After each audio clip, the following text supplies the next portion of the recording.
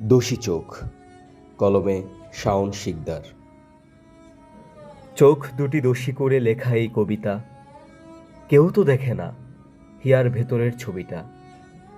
এ চোখ দুটি আজ বহুকাল ভেসেছে নোনা জলে, শুধু কি তোমায় ভালোবেসে? নাকি এই চোখ দুটি অপরাধী করে মজেছিলে তুমি অন্যের প্রেমে? চোখ দুটি আজও তোমায় খোঁজে হাজার লোকের ভিড়ে, কষ্টের নোনা স্রোতে ভাসিয়ে আমায় কেন নিলে না নিলে?